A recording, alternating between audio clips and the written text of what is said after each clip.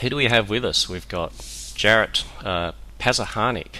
I don't know if I pronounced that right, Jarrett, but wrote a blog recently on SAP Consulting Fraud and had a massive amount of hits to it. So I've invited Jarrett to talk to us and give us his addendum or views on based on the comments that came in on that blog. And also I've invited John Reed, so SAP mentor, as is Jared, of course, and John's been a recruiter in some shape or form, and I'd like to have his thoughts as well from a certain perspective, and I guess I've come from the customer side, and I guess I come with my own thoughts in terms of this particular issue. So I'm going to hand over to Jarrett and ask you, Jarrett, just to kick it off. What's your thoughts now after reading some of the comments? You've had over 100 comments now and 8,000 views. You've cracked 8,000 views in less than 3 weeks.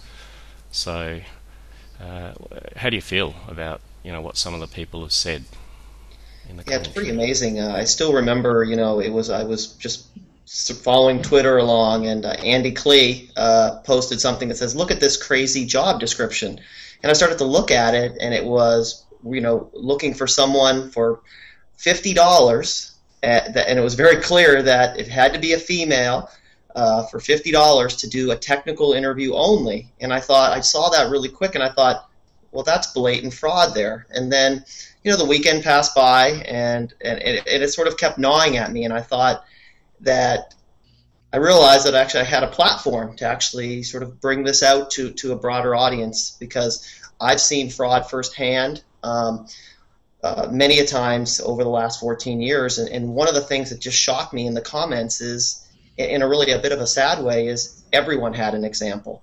And I got reached out in back channels by probably 50 or 60 people, and every one of them had a first-hand example. And it sort of saddened me to realize how prevalent this is in the industry.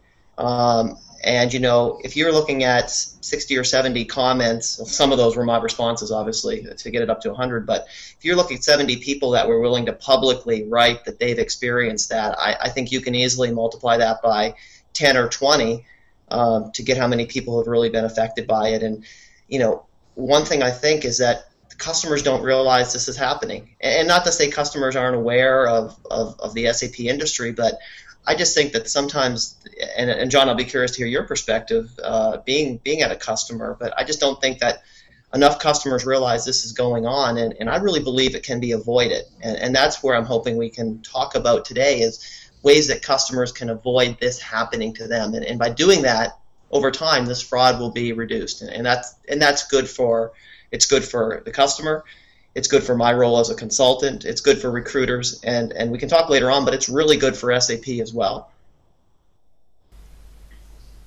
I'd agree. I think really good points there, Jarrett. From my perspective, I'm completely with you. I think customers need to take more accountability for making sure that the people that come in and work on their sites are up to scratch, and not just defer all that to their recruiter or to their integrator. I think they should hold their recruiters to account more, and also their integrators. And if they do that, then I think their recruiters and their integrators will step up to the mark more, and I guess we'll have this flow-on effect. That's my thoughts, but I want to hand over to John Reed and get your thoughts on the matter. Yeah, well, I mean, my first thought is that it really touched a chord, and I was running a ERP recruiting firm in the 90s, and it was certainly an issue back then, and I've been struck by what a prevalent issue it's been. It doesn't really seem like it's gotten a lot better based on the vigor of some of the responses. So that's a little disconcerting. I do agree with you, John, that I do worry about SAP customers that kind of outsource their entire SAP operations, because I think without some SAP competencies in-house, you're kind of ripe for the picking with this kind of thing. But there are some interesting dimensions to this issue that I think are worth exploring. one of them is that I'll throw one of them out first, which is I think there's some distinctions between hiring a flawed individual who may be fraudulent or to some degree misrepresents their experience versus an entire firm that is bringing in the wrong kinds of candidates. And some of us may be reading the blog of the SAP Me Sideways character who has chosen to remain anonymous for his own corporate survival. But when you read his blog and his stories of his consulting firm, maybe it's not outright fraud that that firm is engaged in, but it definitely sounds like a classic example of a project just not going in a very good direction because an entire firm is a bad fit. So to me, the first thing that has to get addressed is to make sure in the industry, you sometimes call it the prime vendor that you're working with. You got to make sure, first of all, that those folks are accountable and that you trust them and that they're doing a good job, and that you have some recourse if they do bring someone on site that isn't working. So to me, that's step one. Then you can take a look at some of these other issues. I don't know what you guys think, but that's my first thought. Yeah, I mean, one of the things, John, is I'm a big believer that trust is earned. And just because you signed on with a prime agreement with a Deloitte or an Accenture, that within itself doesn't mean that you should not do a technical interview, check the references of every single consultant that comes on board. Yep. I haven't yet met a large vendor that when a client will come to them and says, do you have experience in X? They will, most of the time, they will say, yes, we do, whether they have that resource or not. Then they'll go behind the scenes and do one of two things. They'll find a candidate that maybe they have a candidate, and big companies do have some candidates, but do they have the right candidate on the bench? Are they available? So if they don't, they sit back and they say, can we have someone that is close enough? And if the answer is even no to that, then they go through and they say, let's throw this out to our recruiting network. And once you start to get the layers involved of multiple layers, it becomes a real challenge. And the candidates they get sometimes are poor quality. But at the core, unfortunately, the customer just can't trust that prime vendor agreement. They should do the technical interviews. And the companies that I've seen do a good job are the ones that say, you know what, I'm going to interview an SAP Platinum consultant.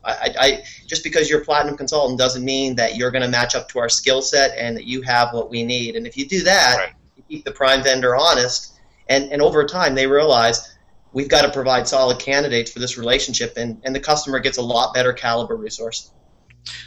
Jared, I wanted to ask you, Bill Wood has written pretty extensively on topics related to this, screening of candidates and stuff like that. And what he refers to is a classic that we've seen since I've been in the industry, which is the bait and switch, which is sort of what the job order you saw is, which is the person handling the phone screen is not the person that's going to show up at your door, right? And so the problem we run into there, of course, is that a lot of contract-based interviews, you don't have the resources or the time to fly that person in for a face-to-face interview. If you're hiring them as a permanent employee on your staff, you probably will fly them in. But for contracts, it's very rare to do that. And so what I wanted to ask you is, do you think that this kind of fraudulent phone interview, is this the main source of quote-unquote fraud that you're concerned with, or are there other forms? I've seen a few others, but I just wondered if that was something that you were focused on. No, that's a great point, and there's really multiple levels of fraud. There's the blatant fraud, which this is an example of, but I'd say something that's a lot more prevalent is more of an undercurrent of the bait and switch is something. Even when I started my consulting career, after 2 years, the consulting company I worked for deemed me an expert in U.S. payroll, given that it was sort of a newer product in the United States, and they would have me go to multiple clients and actually go there to present our firm and our expertise. And I did it. I didn't know any different. Maybe I did, but I could only be at one client. So at the end, they were like, when they won the work, they would say, "Oh well, Jarrett's busy right now, but we have this other great consultant there." So that's an example I still see happen some. Very easy for customers to say, "Is this? I want the consultant that I'm going to get. Present me the one I'm going to get." So that's the lower level. Now, on the fraud that we talked about, more of a blatant fraud, I saw some really good suggestions I hadn't thought of. What about a Hangout? We see how productive these are. What about a Skype interview? And the advantage of that is you're seeing the person face to face. you're also seeing some of the stuff Bill Wood talked about, people trying to type on computers or have another phone there, or just some of the things you wouldn't believe, right out of a movie set that are happening, that really are happening. And the other I saw was providing a copy of your passport. So you're getting if you're really looking for a job, are those things that you wouldn't be willing to provide? I would definitely have no problem doing that. And another thing is you're getting to see someone face to face, you're getting to see their communication skills, and just by doing that, you're avoiding the type of fraud that we saw in this example. Yes, a big consulting firm could still get by that process and give you a junior consultant and bill them as senior. And I think that's something we want to talk about as well, because that's a real problem in the industry as well. Yeah, I've got to say, from my standpoint, like one of the things we do is we test people. Of course, I focus more on the technology side, and when people come in, we actually put them through a bit of a test, and it's not like something to show if you're an expert. It's just that if you really know the basics, and it's amazing what just a simple test can do. So if someone comes in and they've got WebDimpro ABAP, for instance, all over their resume, and we've got this test, and we actually select the question sets off there, and it's been amazing where I'll open up the question set and say to the person, it says you've got WebDimpro ABAP, so I'll tick the checkbox on WebDimpro ABAP. And I've actually had situations where the person's turned around to me and said, well, actually I don't feel comfortable being tested on it because, I only know it I've kind of read about it, but I don't feel comfortable really doing a test. So that in its own right shows out a lot. But the other learning I've had is phone interviews just aren't as effective as face-to-face for some reason. There's just something about the interaction where I've made some mistakes, and the mistakes where I can point to have all been phone interviews, and I think this type of format, like a Google Hangout or a Skype, would be a lot more effective, and I could even administer like the test through sharing in my screen. So yeah, I think it's something people should do more often. It made me wonder a little bit about the extent to which someone's social persona in general can help as a fraud screening device. I don't believe necessarily that the best consultants are the ones that are active on, say, LinkedIn or the community network or what have you. But there is a way in which, for example, if I go on your LinkedIn profile and you have 20 shared connections with me, and then you have 10 recommendations as well. Well, it doesn't mean that you are who you say you are, but it puts you on the map somewhere. And I think that is a really big part of this is who are these people that we're dealing with, and where do they fit into the SAP ecosystem as a whole, because we think of it as this huge place, but it's actually a pretty small place in some ways. And so I'm kind of curious, Jarrett, what you think about that. But to me, that could be part of an overall approach to how you source individuals, is to understand, not necessarily, I'm not talking like clout type reputation, but a little more hands-on research around how they're connected to other people, who knows them, who can vouch for them, stuff like that. Yeah, I couldn't agree more with that. I mean, that's one of the first things that some of the large companies I work at, they ask me to do some of the technical interviews for areas they know I have no expertise in. I mean, they know that, but they know that I'll just want to get a general sense, and they don't have necessarily the expertise in-house as well, so they just want to make sure they're getting a candidate. One of the things I always do is I look at their resume, and I look at their LinkedIn profile. Now, if you're in SAP and you don't have a LinkedIn profile, to me, a red flag goes off. I mean, you should have a LinkedIn profile or a Zing profile if you're in Europe, since that's more prevalent there. So that's one thing I always look for. And how does that experience match up with what's on your resume? Because a classic big five, big SI consulting trick is tailor the resume to the job description. And isn't it amazing sometimes how you want a candidate that has all these skills, and wait a sec, you have a perfect match. But when you look at their LinkedIn resume, you want a WebDimpro developer, and they have all BSP experience there, or some other technology. It starts to say, wait a sec here, that should be a red flag. So assuming that matches, the next thing I do is I look to see if there's anyone that they know that I know. And one of the best things in my experience is looking through the network. And if I saw someone, John, that knew either of the two Johns on this, I would reach out to them and say, hey, if you worked with this guy before, is this guy any good? And if I got the recommendation that he is good from someone that I had trust and respect for, that goes a really long way right there. I mean, maybe in my mind it goes more than it should, but that's the level of trust that I know that you guys, and I'll speak for myself, is I won't say that someone's good if I haven't worked with them personally. But I will say that their experience looks good. They seem on the up and up. But also, I also look at, boy, wait a sec here. They've been on 3 payroll projects that have been major disasters all over the news.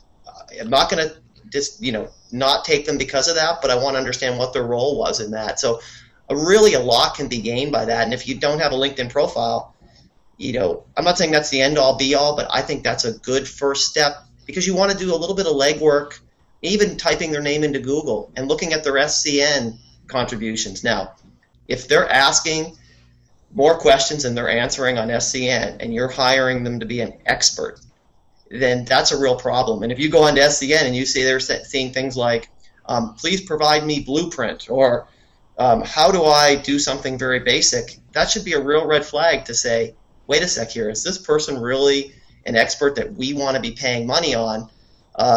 Because a lot of times when you're hiring a consultant, you're looking to fill a gap, and it's important that that person really can fill the gap they say they can do. I like that, Jarrett, the interview question. What was your role on this failed project?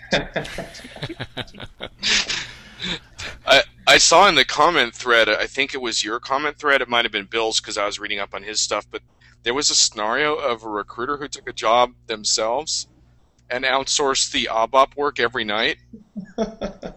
And some people in the project were aware this was happening, but for some reason they needed to not say anything.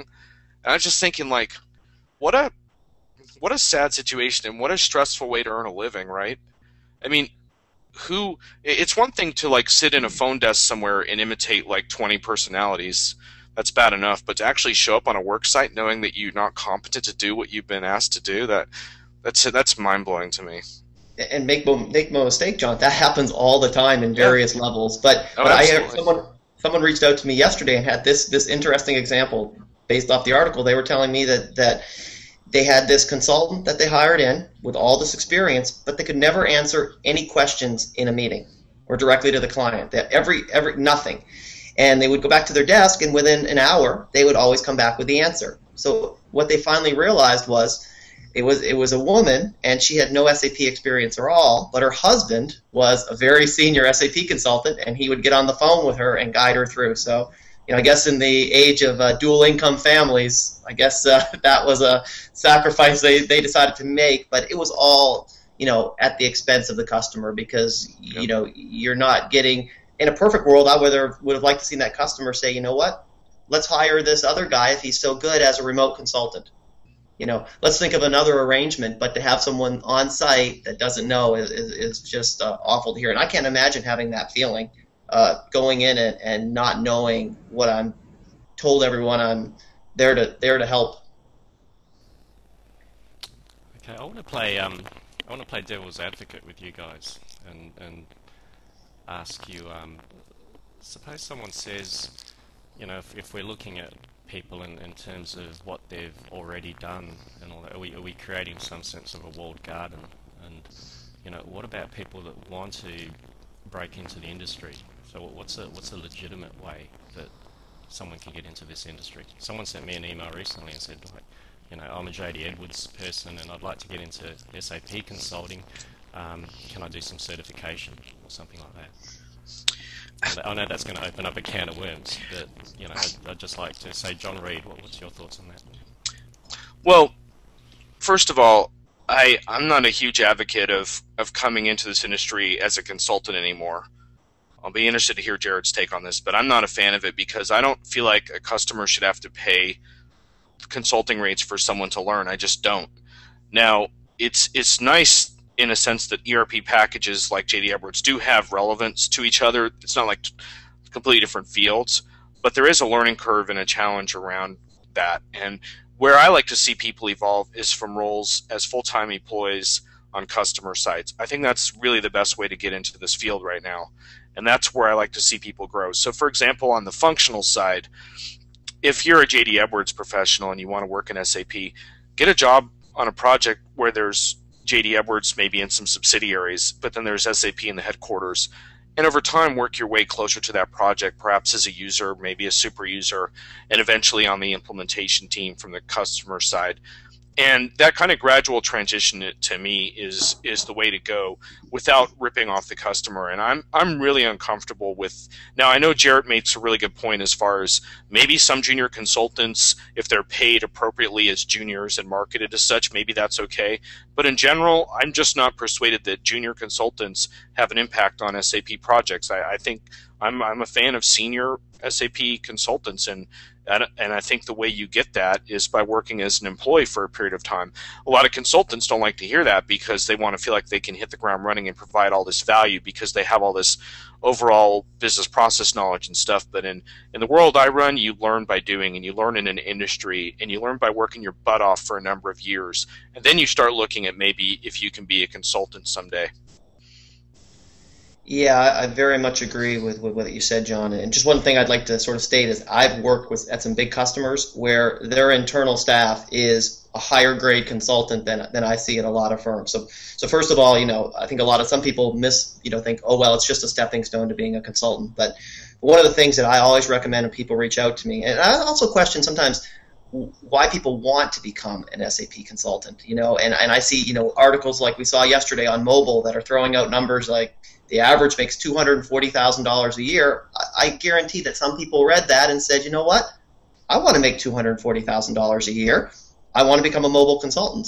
So now you have someone that's maybe your JD Edwards person that reached out to you now wants to become a mobile consultant. And I tell everyone the best way to learn, well, first of all, I'm hoping that you have some business process experience, because a lot of people reach out to me and they got an IT degree and they want to be an HR consultant. I think people have a better track if you've worked in the HR profession for 5 years and they want to move into a technical role. I feel that that's a better transition, but I always say find a client that has SAP. Take any role you can with them. If it's end user support, if it's anything, a super user, just get some exposure. Gradually, you'll move on that team because there's a lot of turnover and a lot of customers. So you'll move up if you stay on that, and eventually you'll be able to make the jump if you choose to. But what value are you providing with an IT degree saying, I want to become a consultant? First of all, you don't know SAP, you don't know the business, and you don't know consulting. So to me, you have very little value. Now, I will preface that that was my exact case 14 years ago. I had none of those skills. I would say it was a different time back then.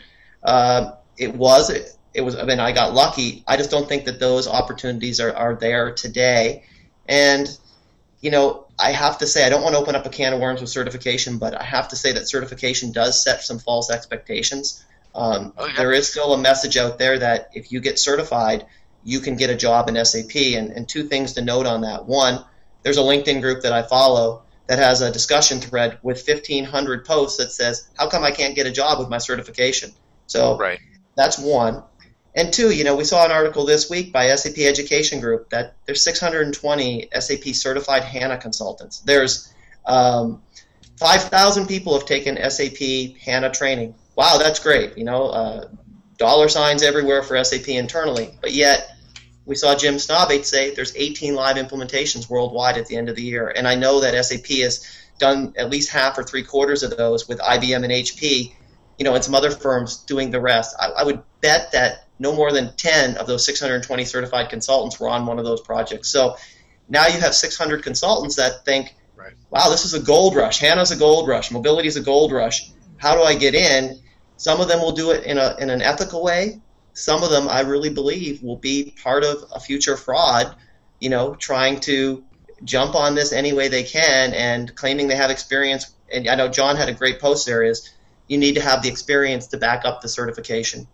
And those people, if they can't get it, may choose to say they have it. And if they say they have it and they need a technical interview, are we going to see some more fraud in this area?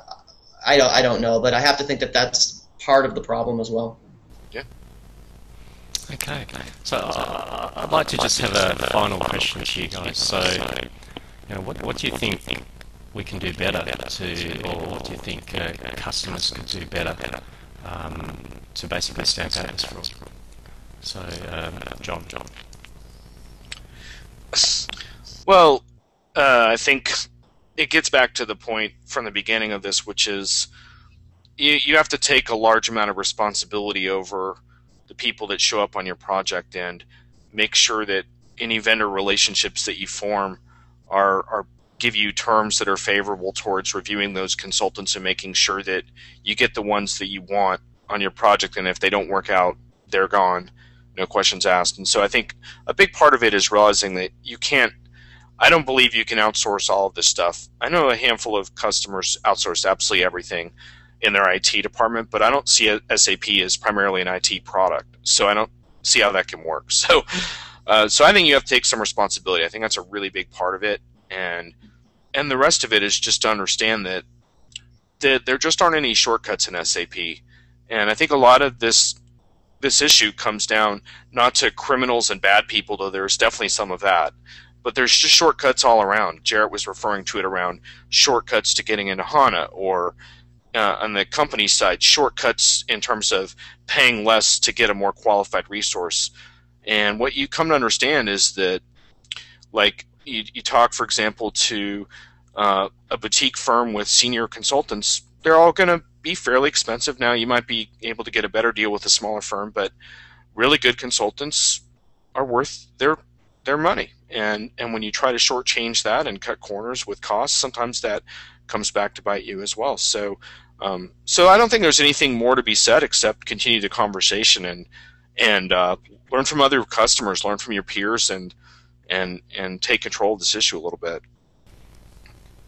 I think they're great points. Great points. I think I'll let you, Jarrett, since you started the whole discussion with your blog, in this discussion. So just any final points from you? Sure. I think the first thing to realize is there is a problem, and I think it's great for all you guys that John is. It's 12 o'clock in Australia, and John is setting this up, so it tells you that. Way to go, John. Yeah, it tells you there. I mean, that's the type of passion that's great, and I think customers first have to realize there is a problem out there. There's a problem with outright fraud. There's a problem with sort of an underlying lower level of fraud as well, and they just, like John said, they have to make sure that even within their large vendors or even their niche vendors, that they have to go through a process. And to me, that process is doing a little legwork on the front end, checking LinkedIn, doing some searches on their name, doing some basic stuff. And once you've narrowed that down to your list of candidates, take the time to do an interview with them. And I always hear that, how can we do a technical interview when we don't have that technical skill set? And my response is always, why does it have to be a technical interview? Why can't you interview someone on the business? For certain skills like basis, yes, it has to be more technical or blah. But on the functional side, you should be able to ask the consultant functional questions, and they should be able to make the translation back to SAP. Because ultimately, you're going to need that person to work with the business to be able to do that anyway. So if they can't do that with you, if you can't understand them on a technical interview, how are they going to work with you in the business? So, and then the other thing is, check the references. Ask for at least 2 customer references. Now, if those customers don't call you back, I think that's a red flag, because you need to hear from another customer how they're doing. If you get 2 customer references, chances are that person's going to be good. And again, the last thing I would say is, don't always trust your big firm has the resources you need, and make sure that you're not playing victim of layers. One of the things that I always did at my clients is, when they ask SAP, even SAP, do you have this resource? And a week later, I would see ads all over Dice and everything for that exact same skill set. I would just pass it back to my customer and say, they don't have that skill set. They're going out and outsourcing it. And if you're going to have to go through multiple layers, you might as well reach out to individuals directly, because what happens sometimes is, John brought a good point about the rates, but I think sometimes people pay extremely high rates for lower quality because there's multiple layers. And for customers that don't realize, on a billing rate of, say, $200 an hour, just throwing that out as an example, your major SI may offer that out at the marketplace for $150 an hour. But if they don't have anyone, they may offer it out to a recruiter who may offer it up for $80 an hour. And I'll tell you, being there firsthand, there's a real difference between the caliber you'll get at $80 versus $150. And if you went out to a lot of independents in the middle of that, you might be able to get the cream of the crop person, as opposed to they won't even look at that job.